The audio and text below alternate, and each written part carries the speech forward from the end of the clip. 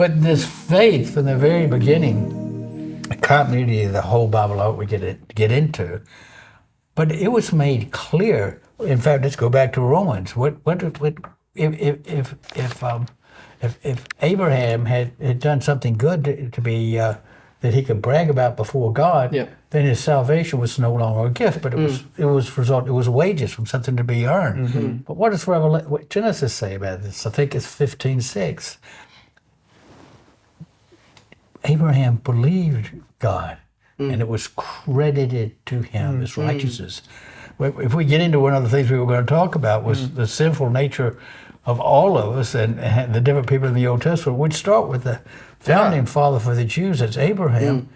And here he goes about, setting his wife up for adultery and lying and calling her his sister and other things like that. Yeah. Well, that's not very nice. Yeah. My wife would get upset if I did that.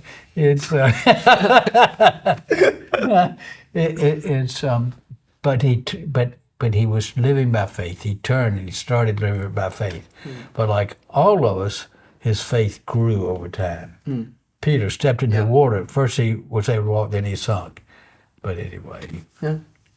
No, I like how you explained kind of the journey of faith, is that over time he learned to trust the Lord. And I think when we look throughout the Old Testament, when we look even in the New Testament, some of the heroes of the faith, they were flawed people. They were, I mean, you read Genesis and it's like they're messed up. I mean, it's kind of mind-blowing that God would use these people.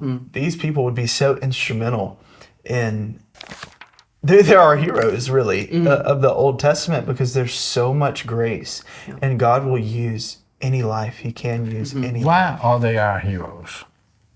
They certainly are, but explain why. Yeah, I think, you started talking about faith and Abraham, and my mind just had to go to Hebrews and Hebrews 11. Yeah, it was a pretty soft pitch. Yeah.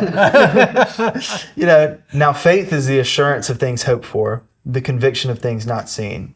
For by it the people of old received their commendation. By faith we understand that the universe was created by the word of God, so that what is seen is not made out of things that are visible. And then he goes through, maybe 20 different people, and he talks about by faith. And this is the one you mentioned. By faith, Abraham, when he was called to go out to a place that he was to receive as an inheritance, he went out not knowing where he was going.